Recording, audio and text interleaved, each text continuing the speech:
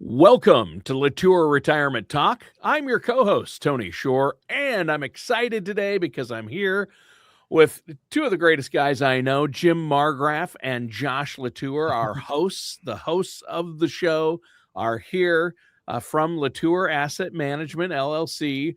Guys, I know you're here to bring us a lot of financial wisdom and help educate everyone out there, myself included, on retirement taxes and money moves. But before we get into that, Jim Margraf, how have you been? Are you keeping busy?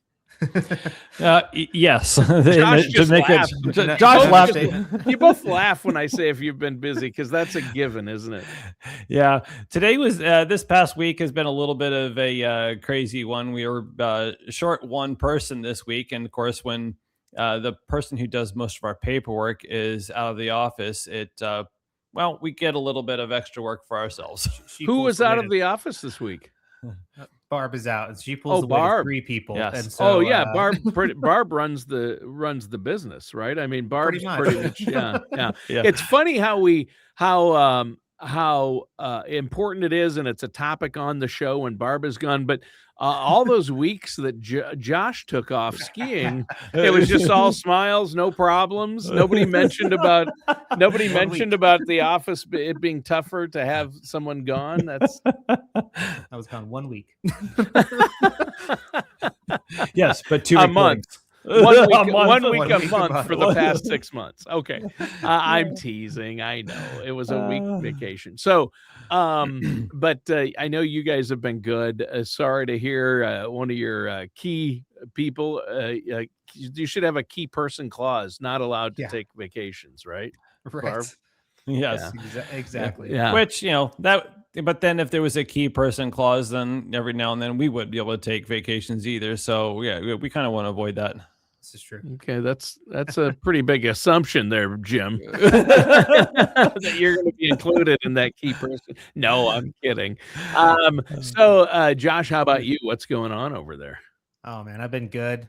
This weekend we've got my in-laws, my sister-in-laws here. My son's turning 1 on Sunday. So wow, Yeah. It's been a year already. it has been. Oh my goodness. It seems like in January when I saw him, it was just like a little still pretty tiny bundle of joy there. Right. Yeah, it's flown by, honestly. But I bet he's growing like a weed. Oh yeah, he is. Yeah. Pretty soon he'll be on the host. You'll have a third host. In fact, he could just co-host at this point, probably. Yeah, he already talks a lot. He doesn't say much any words, but he talks a lot. Yeah. Well, once he gets some words down, I'll be out of a job because his memory will probably be better than mine at this point. So yeah, there's going to be a crossover point where I reach a certain age and he reaches a certain age where you'll be like, why isn't he our co-host? Right. That's great. Well, hey guys, you got a great topic for us, so we might as well jump right into that. Again, you said you wanted to talk about retirement taxes and money moves. I always say this when taxes come up on the show, but retirement taxes, I'm not going to be working anymore, so I'm really not going to have to worry about taxes in retirement, am I? Yeah, you are. Oh, okay. Where as long as we're dealing with the U.S. government, otherwise known as Uncle Sam, and we have income in retirement, we're going to have to worry about taxes. Yep. Okay. So that's good, but there's a lot to talk about today, especially when it comes to retirement taxes and what to do, how to plan for them. So where do you want to begin with that? Well, I would say that right now we're recording this as we're getting, coming up on our tax day here in the U.S., everybody's favorite day of the year, where we all have to, make sure we have all those forms filed. But what we want to look at are some things that we can do and pay attention to what can we do to reduce those taxes in retirement. And we also want to talk about some of the risk, not investment risk this time, but tax risk and the future tax risk that we may have in this country. So obviously there is one of the financial risks in retirement can be your tax burden, and we've got to find out ways to minimize that and understand it. right? That's absolutely right, Tony. I think one of the things we want to bring up, there's a lot of news about, we call it ABBA, the One Big Beautiful Bill Act. One of the things that it brought for seniors, people 65 plus, is some extra deduction on taxes. And there's a lot of headlines about it, but sometimes it's hard to get the actual true information, kind of, dive into it and actually tell people how it affects them and who it affects. So the one thing is that it affects those that are 65 and older. It's a $6,000 deduction, and that can be for both members of a couple. So husband and wife are both 65 plus. They both qualify for a $6,000 deduction, so a total of $12,000. Wow. But there are some income phase outs that can affect people who are a bit higher of earners. So that's something to definitely keep in mind. So for those who are making $75,000 as a single filer, that starts phasing out what that deduction will be, and it all the way up to $175,000. That's where it completely has phased out. And then for those who are married filing jointly, it's $150,000 where it starts phasing out, and it goes to $250,000 where it's completely gone, and they don't get that extra deduction anymore. So But I think that's still, something. a lot of people in retirement make under their retirement income, as far as taxable income, even if they have a lot of money, the money they're living on, a lot of people are under that. So they're going to get Most that definitely. full. If they're a married couple filing jointly over 65, that's an extra $12,000 on top of the standard deduction and on top of the regular senior deduction of $1,600. So that's over $45,000 tax deduction. Yeah, it's a significant deduction, Tony. And so it's something we want to pay attention to. And when we're looking at the value of a deduction, what that does for us is it reduces our taxable income, as opposed to a tax credit, which literally just takes that much in taxes off the table, right? So if you have like the child tax credit, which for Josh, you guys get to take that. Yes. For the first time. So that gives you, an extra, it takes $2,500 off the taxes that you owe, right? Instead of, so what we're talking about for the seniors is it reduces my taxable income by $6,000 per individual. So it's a help, and it's going to reduce how much we pay. But there are some things, and we may want to take advantage of having this deduction right now to help us out in our future years. So that's one of the things that we want to bring up here. See, now the thing is, yes, we talked about it. It starts for those that are 65 and older, but this is a temporary deduction. It's only going to last until 2028. So if we got a temporary deduction here, we got this window where we have an opportunity to take care of some things. Maybe, just maybe, and this is something to think about. Let's use that deduction to maybe do some Roth conversions and do some things that can help us out in our future and later tax years. Let's get ourselves set up a little bit better. Yeah. Well, the fact that it's temporary, I forgot about that. So it's only available for the tax years 25, 26, 27, and 28. So I'm glad you pointed that out, so our listeners and viewers know that, hey, if you're 65 or older, make sure you're taking advantage of this and planning for it. Work it into your plans.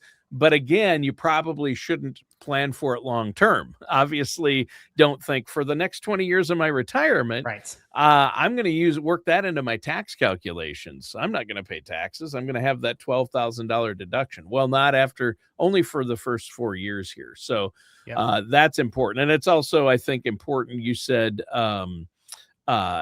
this is a deduction, not a credit. So people hear this, and when I used to get this confused too. When I was younger, I'd hear, tax deduction. I'm like, we're going to get $12,000 extra back in our return. It's not a tax credit. It's a tax deduction, right? Absolutely right, Tony. And I think the fact that it's temporary is something that we definitely want to hammer because you don't want to all of a sudden get a nasty surprise at the end of 2029 because you thought you had the same deduction you had the year before. Right. Mark it in your calendars if you need to. Of course, your tax advisor and your financial advisor should be privy to that knowledge too. But it's still, as a consumer, it's good for you to know it as well. Yeah, exactly. So now what's next when it comes to retirement taxes? Well, when we're looking at the fact that this is temporary, and like we said, we're going to hammer this one because it is a big thing for us. It can be a big help, but it is temporary. So what this gives us is it opens a window. It opens a window for us that we could do some Roth conversions. Maybe I couldn't have afforded to do those Roth conversions before.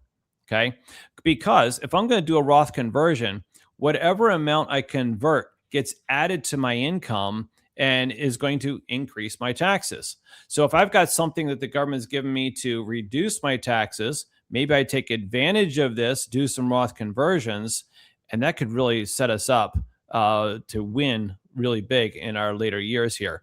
Because, I don't know about you, Tony, but when we think about IRAs versus Roth IRAs are an always taxable group of dollars.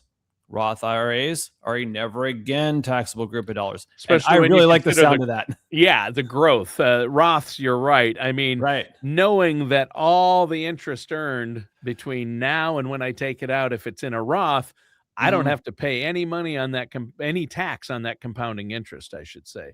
However, if it's in a traditional IRA or 401k, those types of accounts, tax-deferred accounts, I don't have to pay any tax when it goes in, but it grows. All that growth is taxable when you pull it out. So you're going to you're going to pay taxes on everything, the principal and the growth when you pull it out initially. Why not just pay tax on that principal now and let it grow tax-free? Depending on your situation, and you're right, this might offer with this added deduction for 65 and older, that might be a big opportunity. Plus, aren't we in historically low tax brackets right now anyway on the federal side? Exactly, Tony. Yeah, you nailed it right there. And that's the thing. People may ask the question, well, didn't the one big beautiful bill make the current tax cuts permanent? Yes, technically. So Congress has a very different definition of permanent. Right. If you look it up in Webster's dictionary, you're going to find it never ending, can't be changed. That is not the case when it comes to Congress. All that means is it's not going to automatically expire. Yeah, all that means is it doesn't have an automatic expiration date, but it doesn't mean Congress can't change it tomorrow. It could be over with tomorrow if Congress got together and voted to make it to cancel it. Yeah, I expect we'll probably see the current tax rates at least through the end of the current administration. Oh yeah, of course, and we have midterms coming up in November, so things could change then too. Right. Sure. But I expect we'll probably see the tax cuts through 2028 anyway. But that remains to be seen. And so that's the thing. We need to plan for the unknown. What we have here is what we call legislative risk. The risk that Congress is going to do something that impacts your retirement. And so making those conversions into Roth, it shields you from that legislative risk. Because if taxes go to the moon, if you're in a never again taxable, if your dollars are not taxable, it's not going to affect you. It's only going to affect people who have taxable dollars. So it shields you from that legislative risk of Congress making a change to the rules that hurts you. Yeah. Yeah, and I can see that. I think it's really important that people understand this, and especially the opportunities available for money that they could have in that tax-free bucket for income in retirement. Yeah, I completely agree, Tony. And this is something when I get to talking about this, I'll get passionate, and I'll just, if somebody doesn't stop me, I'll just keep going on and on about it.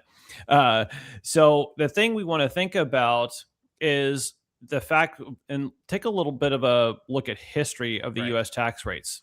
So, the top tax rate that we've had in this country is at 94%. That's the 94%. 94% has been the highest tax bracket. Okay.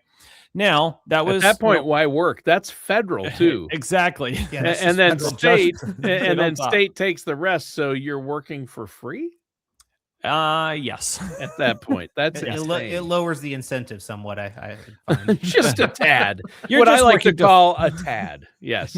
You're just working to fund the federal government at that point. Yeah, exactly. So we spent 20 years with the top tax bracket being at 90% or higher. We spent 50 years with a top tax bracket at 50% or higher. And right now we're at 37% for the top tax bracket. So what that goes to show us is right now, taxes are on sale. Right. I don't know about you, Tony, but hey, if I'm going to buy something, buying it on sale is even better. Right. Sure. So, and it's even better if we use Josh's money to buy it. Agreed. If I could get his credit card from him later, that'd be great. Let me know. I'll give you the number, that Tony. Yeah.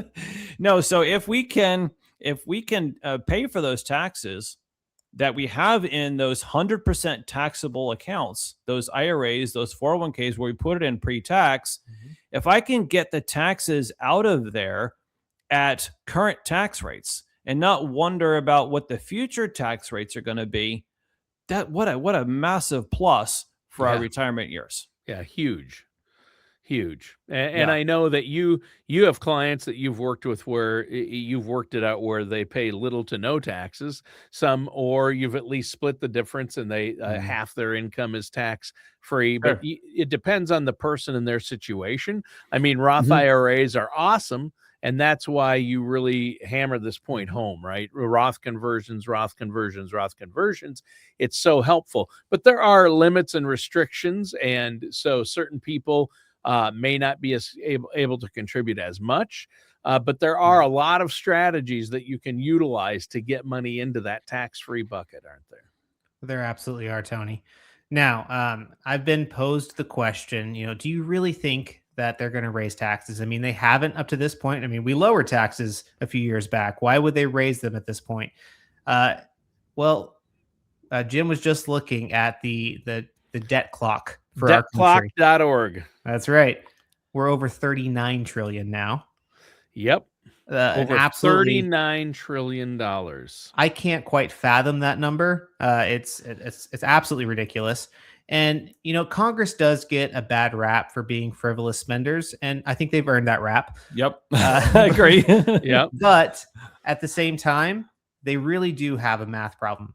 Yeah. And when we look at the obligations that they have for spending, the most recent fiscal year numbers we have from fiscal year 2024, the obligated spending, which is going to be Social Security and Medicare, and then the debt interest.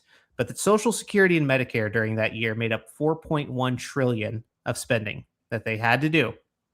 Those are obligations. Those are promises.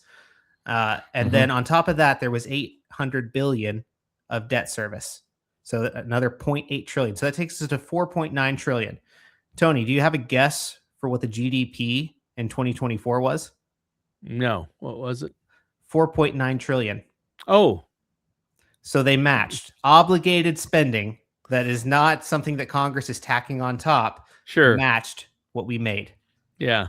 And so then on top of that, then there's some of the frivolous spending that we talk about, but not all of it is frivolous. Right. The optional spending. We need. Yeah. The optional spending, half of it goes to the defense budget.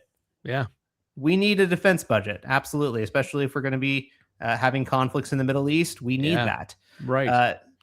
So some of that spending is important. Yep. And the rest ends up getting split between infrastructure that we do need in the country. And then there's, of course, some of the stuff that probably is not necessary that's being spent on. Right. The point is less money is coming in than what is going out. Oh, yeah. Our country is living well above its means, especially our government is operating well above its means instead of within or under its means. And that, just to clarify, that site is usdebtclock.org. That's usdebtclock.org. It's a wild site.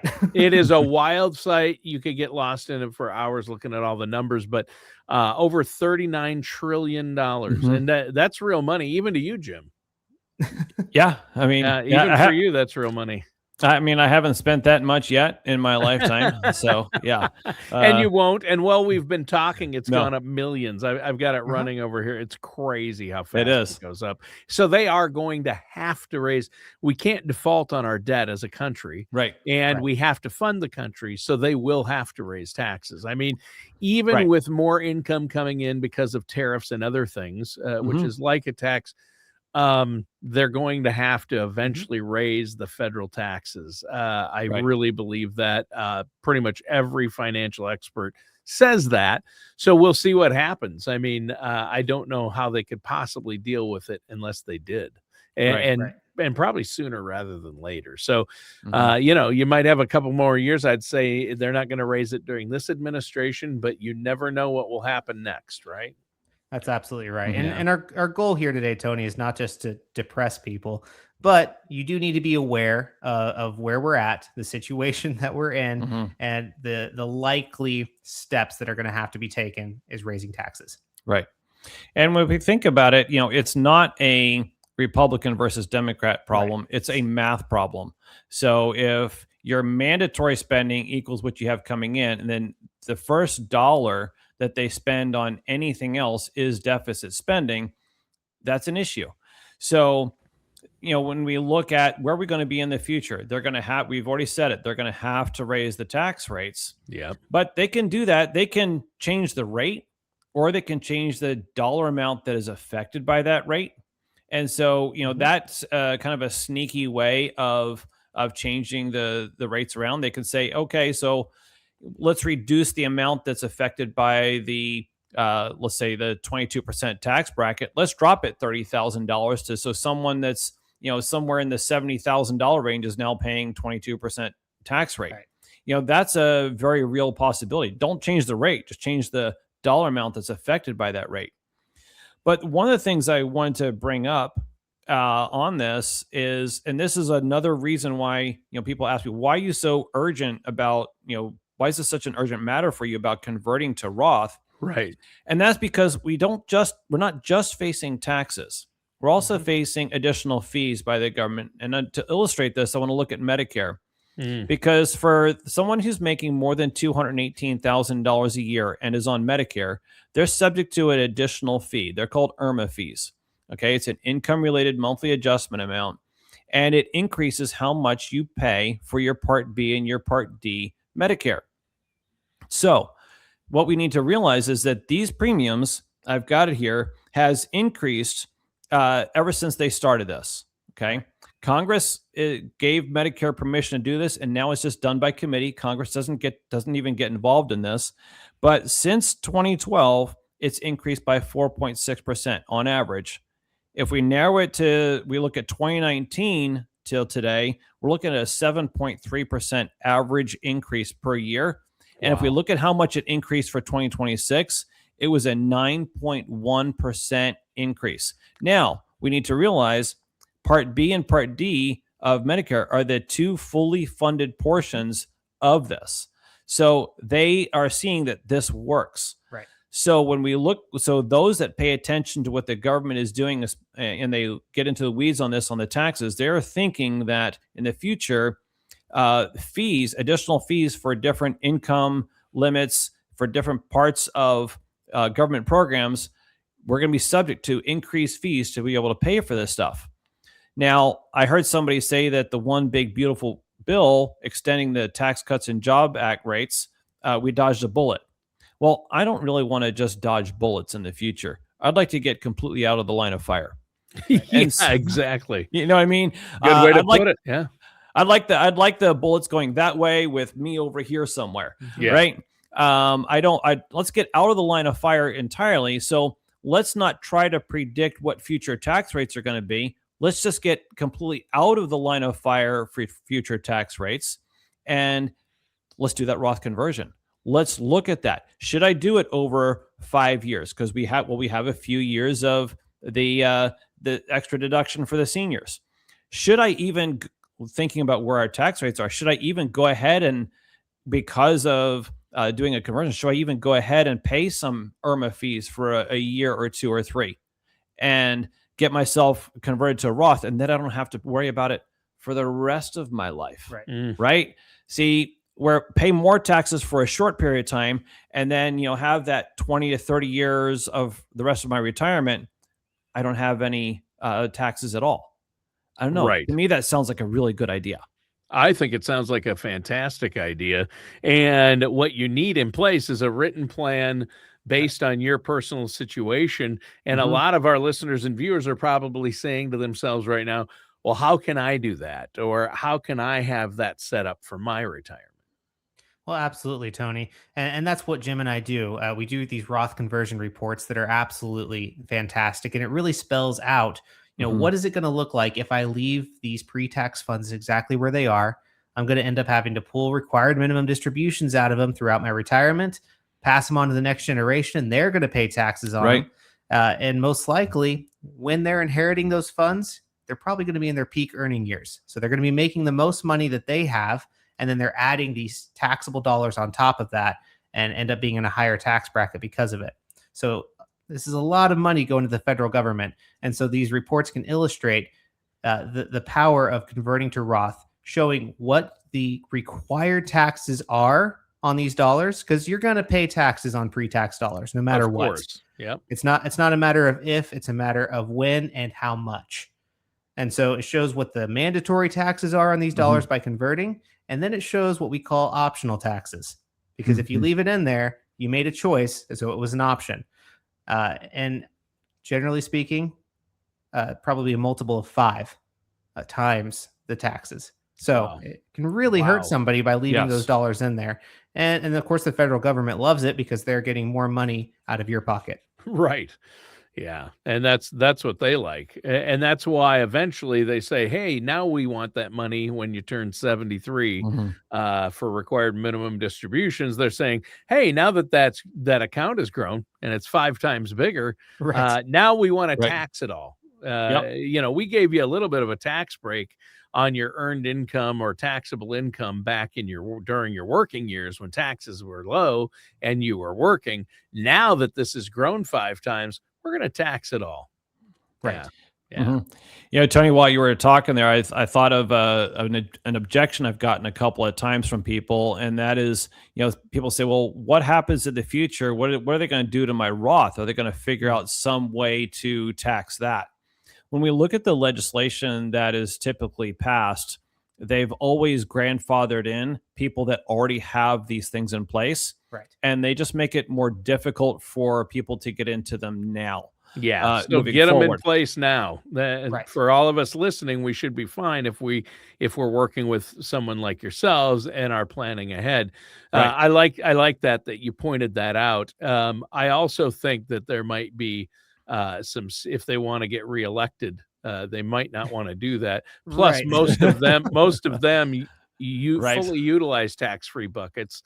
So yes, I don't see our politicians voting against their own self-interest very often. So generally doesn't happen. so there you have it. Well, hey, we're out of time for today's show. It flew by. Guys, let our listeners know before we go how they can get a hold of you for questions or to get that plan in place, talk about Roth conversions and their tax situation.